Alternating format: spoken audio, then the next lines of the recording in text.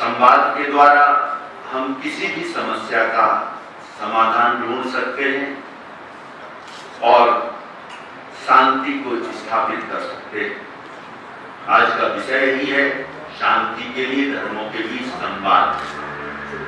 हमेशा से अगर देखें प्राचीन इतिहास में भी तो संवाद हमेशा से होता रहा। शास्त्रार्थ जो होता था वो विवाद का कारण बनता था, लेकिन शास्त्रार्थ भी अगर संवाद के बेस पर होता था तो उससे भी नवनीत मक्खन ही निकलता था। आज वर्तमान की स्थिति में बहुत जरूरी है कि हम जो खास करके यहाँ पर बैठने वाले धर्माचार्य हैं या जो पीस की बात अपने मंदिरों से कहते हैं, अपने स्थान से कहते हैं, आज स्थिति ये है कि हम खास करके इलेक्ट्रॉनिक मीडिया पर हम लोगों की ना वो हमें समय देते हैं और ना ही वहां से हमारा जो मैसेज जाना चाहिए शांति का, अमन का, प्यार का, भाईचारे का, वह नहीं जा पाता है। जब भी आप टीवी को खोलें तो वो लोग बैठे होते हैं जो आग में घी डालते हैं और आग को भड़काते हैं। और आज देखें लोग परस्पर परिवार से ही नहीं मिल पाते। जो भी देख रहे हैं सब कोई सोशल मीडिया पर देख रहा है, कोई टीवी पर देख रहा है, और जो उससे परोसा जा रहा है या जो उसमें बेचा जा रहा है वो परस्पर मानवता के लिए बहुत हानिकारक है और मनुष्य को मनुष्य से बहुत दूर कर रहा है। और धर्मों के प्रति भी वो बहुत ही गलत धारणाएं, गलत संदेश दे रहा है। आज उसके लिए बहुत जरूरी है कि संवाद की आवश्यकता है, लेकिन संवाद के लिए बहुत जरूरी है कि हम उन लोगों तक जाएं या उस मीडिया को कैसे हम यूज कर सकते हैं जहां से हम शांति की, अमन की बात कर सकें। क्योंकि ये बात के लिए आज से नहीं, मैं भी देख रहा हूं करीब 30 साल से गुरुदेव आचार्य सुशील कुमार जी महाराज साहब ने भी अनेक सर्वधर्म सम्मेलन किए और विश्व स्तर पर 7 विश्व धर्म सम्मेलन किए, जहां सभी धर्मों के धर्माचार्यों को वो एक मंच पर लाए संवाद के द्वारा और अहिंसा की, शांति की, सद्भाव की, भाईचारे की बात उन्होंने की। लेकिन उसके बाद भी अगर श्रृंखला देखें स्वामी विवेकानंद के टाइम से या उससे भी प्राचीन जाए और अभी वर्तमान में कुछ करीब 15 साल पहले स्वामी अग्निवेश जी महाराज साहब ने भी एक सर्वधर्म संसद की स्थापना की, जिसके फाउंडर ब्रह्मो में गोस्वामी सुशील जी महाराज साहब, सलीम इंजीनियर जी और बहुत सारे धर्माचार्य लोग उसमें थे। उनका भी मकसद यही था कि हम जो भी विश्व की समस्याएं उनको संवाद के द्वारा सुलझाएं, और उसमें भी प्रयास किया तो जो खास करके उदारवादी, जो शांति प्रिय लोग, वो तो सब इकट्ठे हो जाते हैं, लेकिन कहां तक, या तो राउंड टेबल मीटिंग हो जाती है या कहीं कोई फंक्शन हो जाता है, तो वो बात हम ही तक ही सीमित रहती है, जहां हम लोग आपस में कोई मतभेद नहीं है, कोई विवाद नहीं है, हमेशा हम संवाद करते हैं, भाईचारे के साथ में रहते हैं, साथ में उठते हैं, बैठते हैं, खाते हैं, पीते हैं। लेकिन जहां ये समस्याएं, वहां तक हम अपनी बात को जिस ताकत के साथ में पहुंचाना चाहिए वहां तक हम पहुंचा नहीं पाते। और उसमें कई कारण, उसमें सबसे बड़ा कारण तो मैं मानता हूं कि आर्थिक भी हमें अभाव रहता है। आर्थिक सहयोग लोगों का नहीं मिलता है, समाज का नहीं मिलता है, सोशल मीडिया का, इलेक्ट्रॉनिक मीडिया का, प्रेस मीडिया का भी उतना हमें सहयोग नहीं मिलता है, जिसके कारण हम अपनी बात को जन जन तक, लोगों तक पहुंचा सकें। आज उसकी बहुत जरूरत है, उसके लिए जरूर हमें बैठ करके सोचना चाहिए कि कैसे वो बढ़े।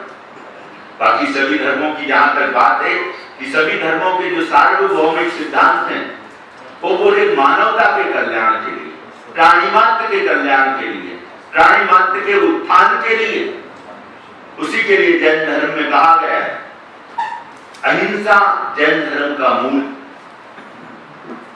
और गुरुदेव आचार्य सुशील कुमार जी महाराज साहब ने कहा है कि विश्व समन्वय, विश्व का समन्वय होना चाहिए, सद्भाव होना चाहिए एक दूसरे के।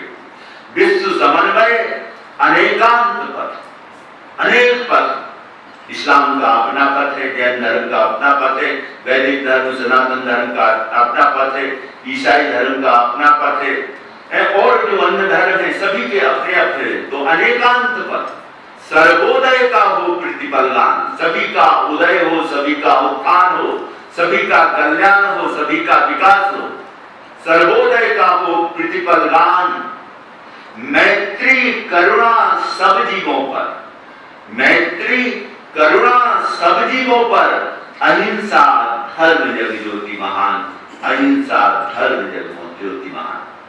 अहिंसा अगर देखें तो हमारे जीवन से कई रूपों में प्रभावित होती है व्यक्ति। वो ही अहिंसा बच्चों के प्रति स्नेह और वात्सल्य के रूप में प्रभावित होती है। समान उम्र के हो तो मैत्री के रूप में प्रभावित होती है।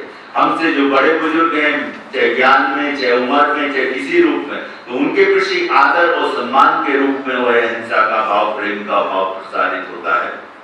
और हमारे जो इष्ट हैं जिसे हम आराध्य मानते, चाहे कोई उसे अल्लाह कहे, चाहे गॉड कहे, चाहे ईश्वर कहे, चाहे परमात्मा कहे, कोई भी नाम दे, उसके प्रति वह अहिंसा का, प्रेम का भाव, श्रद्धा और भक्ति के रूप में प्रसारित और प्रवाहित होता है हमारे हृदय से।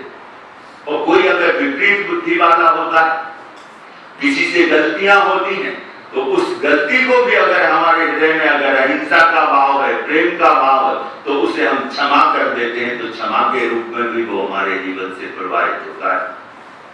तो विश्व समन्वय अनेकांत पथ, सर्वोदय का वो प्रतिपलगान, मैत्री करुणा सब जीवों पर, अहिंसा धर्म जग ज्योति महान।